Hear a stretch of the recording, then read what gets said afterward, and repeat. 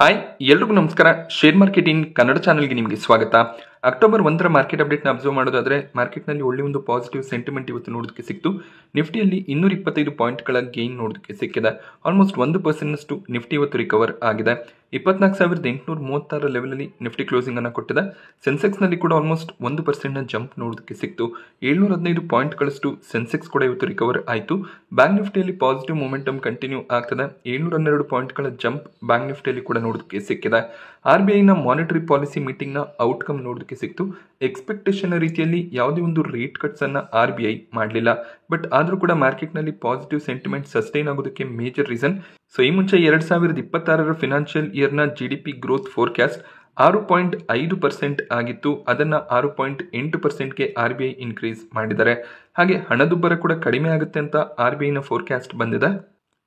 So 2026ರ financial ಇಯರ್ನಲ್ಲಿ ಈ ಮುಂಚೆ 3.1%ನಷ್ಟು inflation ಬರ್ಬೋದು ಅನ್ನೋದು RBIನ ಪ್ರಿಡಿಕ್ಷನ್ ಆಗಿತ್ತು.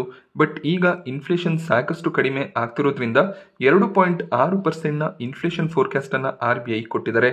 ಈ ಎರಡು ನ್ಯೂಸ್ಗಳೇನಿದೆ ಮಾರ್ಕೆಟ್ಗೆ ಪಾಸಿಟಿವ್ ಆಗಿರುತ್ತೆ. ಹಾಗೆ GST ರಿಲ್ಯಾಕ್ಸೇಷನ್ ನಿಂದ ಕೂಡ ಸಾಕಷ್ಟು ಎಕನಾಮಿಕ್ ಗ್ರೋತ್ ಆಗುತ್ತೆ ಅಂತ RBI ಪ್ರಿಡಿಕ್ಷನ್ ಅನ್ನ ಮಾಡಿದ್ದಾರೆ. ಈ ಎಲ್ಲ ನ್ಯೂಸ್ಗಳು ಮಾರ್ಕೆಟ್ಗೆ ಪಾಸಿಟಿವ್ ಆಗಿದೆ. 10 ಗಂಟೆಯ ನಂತರ ಮಾರ್ಕೆಟ್ನಲ್ಲಿ ಒಳ್ಳೆ ಒಂದು ಪಾಸಿಟಿವ್ ಸೆಂಟಿಮೆಂಟ್ ಕೂಡ ನೋಡೋದಕ್ಕೆ ಸಿಕ್ತು. ಸೊ ಮುಂದಿನ RBI ಮೀಟಿಂಗ್ ಡಿಸೆಂಬರ್ ತಿಂಗಳಲ್ಲಿ ಇರುತ್ತೆ. ಸೊ ಈ ಒಂದು ಮೀಟಿಂಗ್ ನಲ್ಲಿ at least 25 basis point rate cut ನ ಎಕ್ಸ್ಪೆಕ್ಟೇಷನ್ ಇರುತ್ತೆ. ಯಾಕೆಂದ್ರೆ ಫೆಡ್ ರೀಸೆಂಟ್ ಮೀಟಿಂಗ್ ನಲ್ಲಿ ರೇಟ್ ಕಟ್ಸ್ ಅನ್ನ ಮಾಡಿದ್ರು. ಮುಂದಿನ ಮೀಟಿಂಗ್ ನಲ್ಲಿ ಕೂಡ ಒಂದು ರೇಟ್ ಕಟ್ ಬರ್ಬೋದು ಅನ್ನುವಂಥ ಒಂದು ಎಕ್ಸ್ಪೆಕ್ಟೇಷನ್ ಇದೆ. ಅದನ್ನ ಅಬ್ಸರ್ವ್ ಮಾಡಿ RBI ಡಿಸಿಷನ್ ಅನ್ನ ತಗೊಳ್ಳುವಂತ ಚಾನ್ಸಸ್ ಇರುತ್ತೆ. ಹಾಗೆ ಇವತ್ತು ಸೆಕೆಂಡ್ ಹಾಫ್ ಅಲ್ಲಿ ಇನ್ನೊಂದು ಪಾಸಿಟಿವ್ ನ್ಯೂಸ್ ನೋಡೋದಕ್ಕೆ ಸಿಕ್ತು. GST ಕಲೆಕ್ಷನ್ ಕೂಡ ಸೆಪ್ಟೆಂಬರ್ ತಿಂಗಳಲ್ಲಿ ಸ್ಟ್ರಾಂಗ್ ಆಗಿ ನೋಡೋದಕ್ಕೆ ಸಿಕ್ಕಿದೆ. 1.89 ಲಕ್ಷ ಕೋಟಿಯ GST ಕಲೆಕ್ಷನ್ ಸೆಪ್ಟೆಂಬರ್ ತಿಂಗಳಲ್ಲಿ ಆಗಿದೆ. Year on year GST collections 9.1%ನಷ್ಟು ಇನ್ಕ್ರೀಸ್ ಆಯಿತು. ಸೊ ಈ ಒಂದು ತಿಂಗಳಲ್ಲಿ GST ರೇಟ್ಸ್ ಸೆಪ್ಟೆಂಬರ್ 22ರವರೆಗೂ ನಾರ್ಮಲ್ ಆಗಿ ಇತ್ತು. ಅದಾದ್ಮೇಲೆ GST ಕಟ್ಸ್ ಆಗಿದೆ. ಸೊ ಅಕ್ಟೋಬರ್ ತಿಂಗಳಲ್ಲಿ ಒಂದು ಕ್ಲಿಯರ್ ಪಿಕ್ಚರ್ ಸಿಗುತ್ತೆ. ಎಷ್ಟು GST ಲಾಸ್ ಗೌರ್ಮೆಂಟ್ಗೆ ಆಗುತ್ತೆ ಅನ್ನುವಂಥ ಒಂದು ನಂಬರ್ಸ್ ನಮಗೆ ಅಕ್ಟೋಬರ್ GST ಡೇಟಾದಲ್ಲಿ ನೋಡೋದಕ್ಕೆ ಸಿಗುತ್ತೆ. ಬಟ್ ಸೆಪ್ಟೆಂಬರ್ ತಿಂಗಳ GST ಕಲೆಕ್ಷನ್ ಸ್ಟ್ರಾಂಗ್ ಆಗಿರೋದು ಮಾರ್ಕೆಟ್ಗೆ ಪಾಸಿಟಿವ್ ಆಗಿರುತ್ತೆ. ಇವತ್ತು US ಮಾರ್ಕೆಟ್ನಲ್ಲಿ ಸ್ವಲ್ಪ ಅನ್ಸರ್ಟಿನಿಟಿ ನೋಡೋದಕ್ಕೆ ಸಿಗ್ಬೋದು. US ನಲ್ಲಿ ಫಂಡಿಂಗ್ಗೋಸ್ಕರ ಅಂದರೆ ಈ ಒಂದು ಫಿನಾನ್ಷಿಯಲ್ ಇಯರ್ನಲ್ಲಿ ಗೌರ್ಮೆಂಟ್ ಆಕ್ಟಿವಿಟೀಸ್ಗೆ ಏನು ಸ್ಪೆಂಡಿಂಗ್ ಆಗಬೇಕಾಗಿತ್ತು ಅದರ ಒಂದು ಬಿಲ್ ಸೆನೆಟ್ನಲ್ಲಿ ಬ್ಲಾಕ್ ಆಗಿದೆ. ಅಂದರೆ ಆ ಒಂದು ಬಿಲ್ಲನ್ನು ಆಪೋಸಿಷನ್ ಪಾರ್ಟಿ ಪಾಸ್ ಮಾಡಿಲ್ಲ. ಆ ರೀಸನ್ನಿಂದ ಗೌರ್ಮೆಂಟ್ ಸ್ಪೆಂಡಿಂಗ್ಗಳು ಕಟ್ ಡೌನ್ ಆಗ್ತದೆ. ಇದರಿಂದ ಗೌರ್ಮೆಂಟ್ ಆಕ್ಟಿವಿಟೀಸ್ಗಳು ಕೂಡ ಶಟ್ ಡೌನ್ ಆಗ್ತದೆ. ಸಾಕಷ್ಟು ಗೌರ್ಮೆಂಟ್ ಎಂಪ್ಲಾಯೀಸ್ಗಳು ಜಾಬನ್ನು ಕಳ್ಕೋಬಹುದು ಅನ್ನುವಂಥ ಒಂದು ರಿಪೋರ್ಟ್ ಕೂಡ ನೋಡೋದಕ್ಕೆ ಸಿಕ್ಕಿದೆ. ಸೊ ಈ ಒಂದು ಅನ್ಸರ್ಟನಿಟಿ ರೀಸನ್ನಿಂದ US ಫ್ಯೂಚರ್ಸ್ನಲ್ಲಿ ಕೂಡ ಸಾಕಷ್ಟು ವೀಕ್ನೆಸ್ ನೋಡೋದಕ್ಕೆ ಸಿಕ್ಕಿತ್ತು. ಸಾಕಷ್ಟು ಸ್ಟಾಕ್ಗಳು ಪ್ರೀ ಓಪನಿಂಗ್ನಲ್ಲಿ ನೆಗೆಟಿವ್ ಆಗಿ ಟ್ರೇಡ್ ಆಗ್ತದೆ. ಸೊ US ಮಾರ್ಕೆಟ್ ಸ್ವಲ್ಪ ಮಟ್ಟಿಗೆ ನೆಗೆಟಿವ್ ಆಗಿ ಇವತ್ತು ಓಪನಿಂಗ್ ಅನ್ನು ಪಡ್ಕೋಬಹುದು. ಹಾಗೆ ನಾಳೆ ಇಂಡಿಯನ್ ಮಾರ್ಕೆಟ್ಸ್ ಕ್ಲೋಸ್ ಆಗಿರುತ್ತೆ. ಅಕ್ಟೋಬರ್ 2 ಗಾಂಧಿ ಜಯಂತಿಯ ಪ್ರಯುಕ್ತ ಯಾವುದೇ ರೀತಿಯ ಟ್ರೇಡಿಂಗ್ ಇರೋದಿಲ್ಲ. ಬಟ್ ಇವತ್ತು ಸದ್ಯಕ್ಕೆ ಯಾವುದೇ ರೀತಿಯ ಒಂದು ಇಂಪ್ಯಾಕ್ಟ್ ಇಂಡಿಯನ್ ಮಾರ್ಕೆಟ್ನಲ್ಲಿ ನೋಡೋದಕ್ಕೆ ಸಿಕ್ಕಿಲ್ಲ. ನಿಫ್ಟಿಯ ಟಾಪ್ ಗೇನರ್ಸ್ ಮತ್ತು ಲೂಸರ್ಸ್ ಅನ್ನು ಅಬ್ಸರ್ವ್ ಮಾಡಿದಾಗ ಇವತ್ತು ಟಾಟಾ ಮೋಟಾರ್ಸ್ ಟಾಪ್ ಗೇನರ್ ಆಗಿತ್ತು. ಆಲ್ಮೋಸ್ಟ್ 6%ನ ಜಂಪ್ ಟಾಟಾ ಮೋಟಾರ್ಸ್ ಸ್ಟಾಕ್ ಪ್ರೈಸ್ನಲ್ಲಿ ನೋಡೋದಕ್ಕೆ ಸಿಕ್ಕಿದೆ. ಟಾಟಾ ಮೋಟಾರ್ಸ್ನ ಬಿಸ್ನೆಸ್ ಡಿಮರ್ಜರ್ ಇವತ್ತಿಂದ ಎಫೆಕ್ಟಿವ್ ಆಗಿರುತ್ತೆ. ಬಟ್ ಪ್ರೈಸ್ ಅಡ್ಜಸ್ಟ್ಮೆಂಟ್ ಅಕ್ಟೋಬರ್ 14ಕ್ಕೆ ನೋಡೋದಕ್ಕೆ ಸಿಗುತ್ತೆ. ಸೊ ಟಾಟಾ ಮೋಟಾರ್ಸ್ ಅಕ್ಟೋಬರ್ 14ರ ರೆಕಾರ್ಡ್ ಡೇಟ್ ಅನ್ನು ಸೆಟ್ ಮಾಡಿದ್ದಾರೆ. So commercial vehicle business separate ಆಗಿ ಲಿಸ್ಟ್ ಆಗುತ್ತೆ. ಸೊ ಯಾರೆಲ್ಲ ಟಾಟಾ ಮೋಟಾರ್ಸ್ನ ಶೇರ್ಗಳನ್ನ ಅಕ್ಟೋಬರ್ 14ರವರೆಗೂ ಹೋಲ್ಡ್ ಮಾಡ್ತಾರೆ ಸೊ ಅವ್ರಿಗೆ ಇನ್ನೊಂದು ಶೇರ್ ಕ್ರೆಡಿಟ್ ಆಗುತ್ತೆ. ಸೊ ಒಂದು ಶೇರ್ನ ಬದಲಾಗಿ ಇನ್ನೊಂದು ಶೇರ್ಸ್ ಅನ್ನು ಟಾಟಾ ಮೋಟಾರ್ಸ್ ಪ್ರೊವೈಡ್ ಮಾಡ್ತಿದ್ದಾರೆ. ಅದೇ ರೀತಿಯಲ್ಲಿ ಪ್ರೈಸ್ ಅಡ್ಜಸ್ಟ್ಮೆಂಟ್ಸ್ ಕೂಡ ನೋಡೋದಕ್ಕೆ ಸಿಗುತ್ತೆ. ಸೊ ಈ ನ್ಯೂಸ್ನಿಂದ ಟಾಟಾ ಮೋಟಾರ್ಸ್ ಸ್ವಲ್ಪ ಮಟ್ಟಿಗೆ ಪಾಸಿಟಿವ್ ಆಗಿ ಟ್ರೇಡ್ ಆಗಿದೆ. ಸೊ ಇವತ್ತು ಅಕ್ಟೋಬರ್ 1 ಆಟೋ ಸೇಲ್ಸ್ ಡೇಟಾ ಕೂಡ ನೋಡೋದಕ್ಕೆ ಸಿಕ್ಕಿದೆ. ಟಾಟಾ ಮೋಟಾರ್ಸ್, ಹ್ಯುಂಡೈ ಮೋಟಾರ್ ಮತ್ತೆ M&Mಗೆ ಕಂಪೇರ್ ಮಾಡಿದಾಗ ಒಳ್ಳೆ ಒಂದು ಸೇಲ್ಸ್ ಅನ್ನ ಸೆಪ್ಟೆಂಬರ್ ತಿಂಗಳಲ್ಲಿ ಡಿಕ್ಲೇರ್ ಮಾಡಿದ್ದಾರೆ. ಸೊ ಟಾಟಾ ಮೋಟಾರ್ಸ್ನ ಪ್ಯಾಸೆಂಜರ್ ವೆಹಿಕಲ್ ಸೇಲ್ಸ್ 47%ನಷ್ಟು ಇಯರ್ ಆನ್ ಇಯರ್ ಇನ್ಕ್ರೀಸ್ ಆಗಿದೆ. ಹಾಗೆ ಕಮರ್ಷಿಯಲ್ ವೆಹಿಕಲ್ ಸೇಲ್ಸ್ ಕೂಡ 19% ಜಂಪ್ ಆಗ್ತದೆ. ಸೊ ಒಂದು ಸ್ಟ್ರಾಂಗ್ ಸೇಲ್ಸ್ ಅನ್ನ ಟಾಟಾ ಮೋಟಾರ್ಸ್ ಡಿಕ್ಲೇರ್ ಮಾಡ್ತಿದ್ದಾರೆ. ಹಾಗೆ ಮಾರುತಿ ಸುಜುಕಿಯ ಡೊಮೆಸ್ಟಿಕ್ ಸೇಲ್ಸ್ ಸ್ವಲ್ಪ ಮಟ್ಟಿಗೆ ಫಾಲ್ ಆಗಿದ್ರು ಕೂಡ ಓವರ್ ಆಲ್ ಸೇಲ್ಸ್ ಸ್ಟ್ರಾಂಗ್ ಆಗಿ ಕಾಣಿಸ್ತದೆ.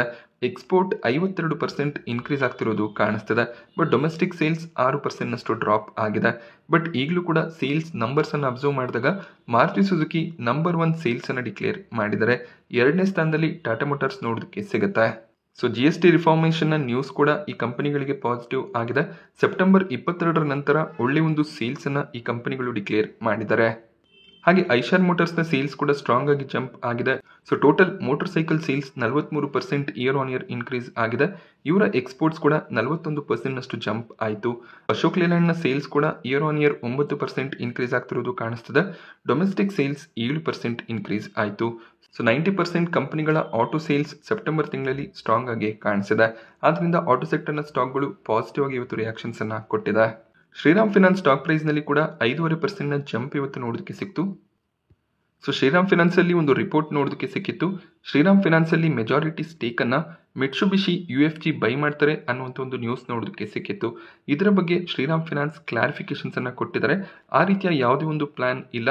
ಸೊ ನಮ್ಮ ಬಿಸ್ನೆಸ್ ಅಥವಾ ಸ್ಟೇಕ್ ಹೋಲ್ಡಿಂಗ್ ಈಗ ಯಾವ ರೀತಿಯಲ್ಲಿ ಇದೆ ಅದೇ ರೀತಿಯಲ್ಲಿ ಕಂಟಿನ್ಯೂ ಆಗುತ್ತೆ. ಯಾವುದೇ ರೀತಿಯಲ್ಲಿ ಸ್ಟೇಕ್ ಸೇಲ್ನ ಪ್ಲಾನ್ ಇಲ್ಲ ಅಂತ ಕ್ಲಾರಿಫಿಕೇಶನ್ಸ್ ಅನ್ನ ಕೊಟ್ಟಿದ್ದಾರೆ. ಈ ಒಂದು ಕ್ಲಾರಿಫಿಕೇಶನ್ ಅನ್ನ ಇನ್ವೆಸ್ಟರ್ಸ್ ಪಾಸಿಟಿವ್ ಆಗಿ ತಗೊಂಡಿದ್ದಾರೆ. ಮೆಜಾರಿಟಿ ಸ್ಟೇಕ್ ಅನ್ನ ಫಾರಿನ್ ಕಂಪನಿಗೆ ಕೊಡೋದು ಸ್ವಲ್ಪ ಮಟ್ಟಿಗೆ ಕಂಪನಿಗೆ ನೆಗೆಟಿವ್ ಆಗ್ತಿತ್ತು. ಸೊ ಆ ರೀಸನ್ ನಿಂದ ಶ್ರೀರಾಮ್ ಫಿನಾನ್ಸ್ 5.5% ಗೇನ್ ಆಯಿತು. ಕೋಟಕ್ ಮಹೀಂದ್ರಾ ಬ್ಯಾಂಕ್ 3.5% ಜಂಪ್ ಆಗಿದೆ. ಸೊ ಟ್ರೆಂಡ್ ಲೋವರ್ ಲೆವೆಲ್ ನಿಂದ ರಿಕವರ್ ಆಗಿದೆ. ಸಾಕಷ್ಟು ವೀಕ್ನೆಸ್ ಬಂದಿತ್ತು. ಇವತ್ತು ಸ್ವಲ್ಪ ಮಟ್ಟಿಗೆ ಬೈಯಿಂಗ್ ನೋಡೋದಕ್ಕೆ ಸಿಗ್ತದೆ. ಸನ್ ಫಾರ್ಮಾ ಕೂಡ 3% ಅರೌಂಡ್ ಅಲ್ಲಿ ಇವತ್ತು ಜಂಪ್ ಆಯಿತು. ಟಾಪ್ ಲೂಸರ್ಸ್ ಅನ್ನು ಅಬ್ಸರ್ವ್ ಮಾಡಿದಾಗ ಬಜಾಜ್ ಫಿನಾನ್ಸ್ SBI ನಲ್ಲಿ ವೀಕ್ನೆಸ್ ನೋಡೋದಕ್ಕೆ ಸಿಕ್ಕಿದೆ. ಈ ಸ್ಟಾಕ್ಸ್ 1% ಅರೌಂಡ್ ಅಲ್ಲಿ ಕರೆಕ್ಟ್ ಆಯಿತು. ಸೊ ರೇಟ್ ಕಟ್ಸ್ ಸ್ವಲ್ಪ ಮಟ್ಟಿಗೆ ಪಾಸಿಟಿವ್ ಆಗ್ತಿತ್ತು. ಹಾಗೆ ಅಲ್ಟ್ರಾಟೆಕ್ ಸಿಮೆಂಟ್ ನಲ್ಲಿ 1% ಕರೆಕ್ಷನ್ ಇವತ್ತು ನೋಡೋದಕ್ಕೆ ಸಿಕ್ಕಿದೆ. ಟಾಟಾ ಸ್ಟೀಲ್ ಏಷ್ಯನ್ ಪೇಂಟ್ಸ್ ಕೂಡ ಸ್ವಲ್ಪ ಮಟ್ಟಿಗೆ ನೆಗೆಟಿವ್ ಆಗಿ ಕ್ಲೋಸಿಂಗ್ ಅನ್ನ ಕೊಟ್ಟಿದೆ. ಸೊ ನಿನ್ನೆ KPIT ಟೆಕ್ನಲ್ಲಿ 10% ಡೌನ್ ಸೈಡ್ ನೋಡೋದಕ್ಕೆ ಸಿಕ್ಕಿತ್ತು. ಬಟ್ ಇವತ್ತು ಸ್ಟಾಕ್ 5% ರಿಕವರ್ ಆಗಿದೆ. KPIT ಟೆಕ್ನಲ್ಲಿ ಯಾವುದೋ ಇಂಡಿವಿಜುವಲ್ ಇನ್ವೆಸ್ಟರ್ ಸ್ವಲ್ಪ ಮಟ್ಟಿಗೆ ಸ್ಟೇಕ್ ಸೇಲ್ ಅನ್ನು ಮಾಡಿದ್ದಾರೆ. ಆ ಒಂದು ನ್ಯೂಸ್ನಿಂದ ನಿನ್ನೆ ಸ್ವಲ್ಪ ವೀಕ್ನೆಸ್ ನೋಡೋದಕ್ಕೆ ಸಿಕ್ಕಿತ್ತು. ಸೊ ಅದರ ಬಗ್ಗೆ ಇವತ್ತು ಮ್ಯಾನೇಜ್ಮೆಂಟ್ ಕ್ಲಾರಿಫಿಕೇಶನ್ಸ್ ಅನ್ನ ಕೊಟ್ಟಿದ್ದಾರೆ. ಹಾಗೆ Q2 ನಲ್ಲಿ ಎಲ್ಲೋ ಒಂದ್ ಕಡೆ ರೆವೆನ್ಯೂ ಫಾಲ್ ಆಗ್ಬೋದು ಅನ್ನುವಂಥ ರಿಪೋರ್ಟ್ಸ್ ಕೂಡ ಬಂದಿತ್ತು. ಮಾರ್ಜಿನ್ ಗೈಡೆನ್ಸ್ ನ ಬಗ್ಗೆ ಕ್ಲಾರಿಫಿಕೇಶನ್ಸ್ ಸಿಕ್ಕಿದೆ.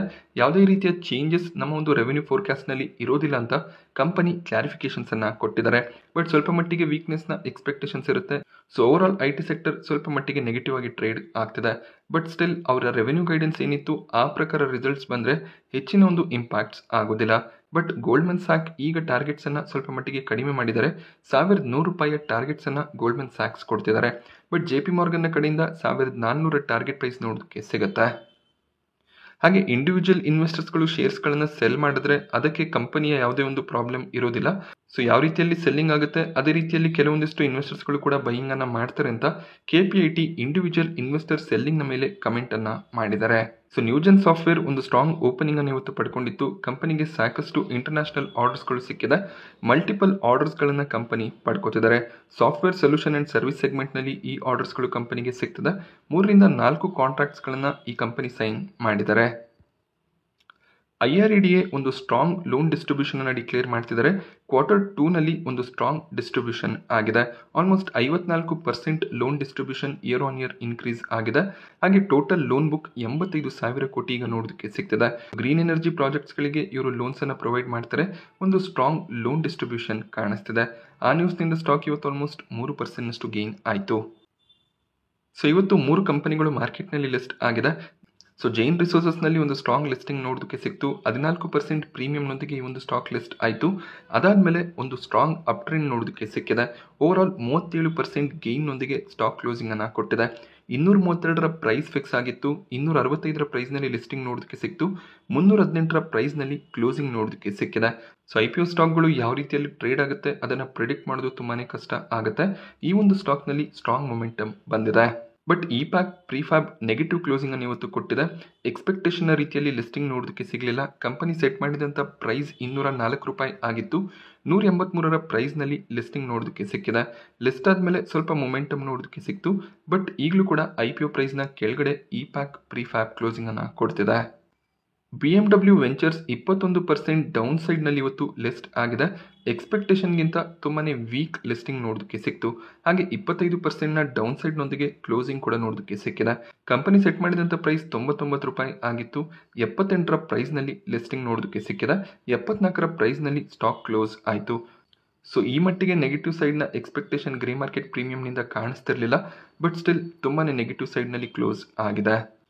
ಗ್ಲೋಟಿಸ್ IPO ಕೊನೆ ದಿನದ ಸಬ್ಸ್ಕ್ರಿಪ್ಷನ್ ಎಂಡ್ ಆಯಿತು. ಅಷ್ಟೇನು ಸ್ಟ್ರಾಂಗ್ ಸಬ್ಸ್ಕ್ರಿಪ್ಷನ್ ಯಾವುದೇ ಕ್ಯಾಟಗರಿಯಲ್ಲಿ ಬರಲಿಲ್ಲ. ₹5 ಪ್ರೀಮಿಯಂ ಕಾಣಿಸ್ತದೆ. ಸೊ ಕೇವಲ 4% ಲಿಸ್ಟಿಂಗ್ ಗೇನ್ ಎಕ್ಸ್ಪೆಕ್ಟೇಷನ್ ಇವತ್ತು ನೋಡೋದಕ್ಕೆ ಸಿಗ್ತದೆ. ಸೊ ರಿಟೇಲ್ ಇನ್ವೆಸ್ಟರ್ಸ್ಗಳು ಇಲ್ಲಿ 1.5 ಟೈಮ್ನ ಸಬ್ಸ್ಕ್ರಿಪ್ಷನ್ ಅನ್ನು ಮಾಡಿದ್ದಾರೆ. ಸಾಕಷ್ಟು ಇನ್ವೆಸ್ಟರ್ಸ್ಗಳು IPO ಓಪನ್ ಇದೆ ಅಂತ ರ್ಯಾಂಡಮ್ ಆಗಿ ಇನ್ವೆಸ್ಟ್ಮೆಂಟ್ ಅನ್ನು ಮಾಡ್ತಾರೆ. ಹಾಗೆ ಕೆಲವೊಂದಿಷ್ಟು ಜನ ಗ್ರೇ ಮಾರ್ಕೆಟ್ ಪ್ರೀಮಿಯಂ ಅನ್ನು ಅಬ್ಸರ್ವ್ ಮಾಡದೆ ಕಡಿಮೆ ಸಬ್ಸ್ಕ್ರಿಪ್ಷನ್ ಇದೆ, ಇಲ್ಲಿ ಅಲಾಟ್ಮೆಂಟ್ ಸಿಗುತ್ತೆ ಅಂತ ಅಪ್ಲಿಕೇಶನ್ಸ್ ಅನ್ನು ಹಾಕ್ತಾರೆ. ಇನ್ನು ಕೆಲವರು ಎಸ್ಪೆಷಲಿ HNIsಗಳು ರಿಟೇಲ್ ಕ್ಯಾಟಗರಿಯಲ್ಲಿ 1 ಲಾಟ್ಗೆ ಅಪ್ಲೈ ಮಾಡೋಣ, ಅಕಸ್ಮಾತ್ ಸಬ್ಸ್ಕ್ರಿಪ್ಷನ್ ನಂತರ ಪ್ರೀಮಿಯಂ ಇನ್ಕ್ರೀಸ್ ಆದರೆ 1,000-2,000 ಪ್ರಾಫಿಟ್ಸ್ ಬರುತ್ತೆ ಅಂತ ಕೂಡ ಅಪ್ಲಿಕೇಶನ್ಸ್ ಅನ್ನು ಹಾಕ್ತಾರೆ. ಫ್ಯಾಬ್ಟೆಕ್ನಲ್ಲಿ ಕೂಡ ಪ್ರೀಮಿಯಂ 0 ಆಗಿದೆ. ಇಲ್ಲೂ ಕೂಡ ಅಷ್ಟೇ ಯಾವುದೇ ಒಂದು ಕ್ಯಾಟಗರಿಯಲ್ಲಿ ಅಷ್ಟೇನು ಸ್ಟ್ರಾಂಗ್ ಅಪ್ಲಿಕೇಶನ್ಸ್ ಬಂದಿಲ್ಲ. ಸೊ ರಿಟೇಲ್ ಕ್ಯಾಟಗರಿಯಲ್ಲಿ ಯಾರೆಲ್ಲ ಅಪ್ಲೈ ಮಾಡಿರ್ತಾರೆ ಆಲ್ಮೋಸ್ಟ್ ಎಲ್ರಿಗೂ ಕೂಡ ಅಲಾಟ್ಮೆಂಟ್ ಸಿಗುವಂಥ ಚಾನ್ಸಸ್ ಇದ್ದೇ ಇರುತ್ತೆ. ಇಲ್ಲಿ ಯಾವುದೇ ರೀತಿಯ ಲಿಸ್ಟಿಂಗ್ ಗೇನ್ನ ಎಕ್ಸ್ಪೆಕ್ಟೇಷನ್ ಇವತ್ತು ಕಾಣಿಸ್ತಿಲ್ಲ. ಓಮ್ ಫ್ರೈಟ್ ಫಾರ್ವರ್ಡರ್ಸ್ನಲ್ಲಿ ಗ್ರೇ ಮಾರ್ಕೆಟ್ ಪ್ರೀಮಿಯಂ ಸ್ವಲ್ಪ ಇನ್ಕ್ರೀಸ್ ಆಗಿದೆ, ಬಟ್ ಸ್ಟಿಲ್ ರಿಟೇಲ್ ಕ್ಯಾಟಗರಿ ಕೇವಲ 1.3 ಟೈಮ್ನಷ್ಟು ಮಾತ್ರ ಸಬ್ಸ್ಕ್ರೈಬ್ ಆಗಿದೆ. ಇಲ್ಲಿ 5-6% ಲಿಸ್ಟಿಂಗ್ ಗೇನ್ ಎಕ್ಸ್ಪೆಕ್ಟೇಷನ್ ಇರುತ್ತೆ. ಹಾಗೆ ಅಡ್ವಾನ್ಸ್ ಆಗ್ರೋ ಲೈಫ್ ಲಿಮಿಟೆಡ್ನಲ್ಲಿ 2ನೇ ದಿನದ ಸಬ್ಸ್ಕ್ರಿಪ್ಷನ್ ಎಂಡ್ ಆಯಿತು. ರಿಟೇಲ್ ಕ್ಯಾಟಗರಿ 1.2 ಟೈಮ್ ಸಬ್ಸ್ಕ್ರೈಬ್ ಆಗಿದೆ. ಪ್ರೀಮಿಯಂ ₹10 ಕಾಣಿಸ್ತದೆ. 10% ಲಿಸ್ಟಿಂಗ್ ಗೇನ್ನ ಎಕ್ಸ್ಪೆಕ್ಟೇಷನ್ ಇರುತ್ತೆ. ಶುಕ್ರವಾರ ಕೊನೆ ದಿನ ಆಗಿರುತ್ತೆ. ಕೊನೆ ದಿನ ಅಬ್ಸರ್ವ್ ಮಾಡ್ಬೋದಾಗುತ್ತೆ. ₹22 ಪ್ರೀಮಿಯಂ ಕಾಣಿಸಿದ್ರೆ ಆಗಬೇಕಿದ್ರೆ ಅಪ್ಲಿಕೇಶನ್ಸ್ ಅನ್ನು ಹಾಕ್ಬೋದು. ಸೊ ನಾನಿವತ್ತು ನಿಮಗೆ ಮಾರ್ಕೆಟ್ನ ಬಗ್ಗೆ ಕೊಟ್ಟಂಥ ಇನ್ಫಾರ್ಮೇಷನ್ ಇಷ್ಟ ಆದರೆ ವಿಡಿಯೋನ ಲೈಕ್ ಮಾಡಿ. ಹಾಗೆ ಇದೇ ರೀತಿಯ ಮಾರ್ಕೆಟ್ ಅಪ್ಡೇಟ್ಸ್ಗಳಿಗೋಸ್ಕರ ಚಾನಲ್ನ ಸಬ್ಸ್ಕ್ರೈಬ್ ಮಾಡ್ಕೊಳ್ಳಿ. Thank you friends.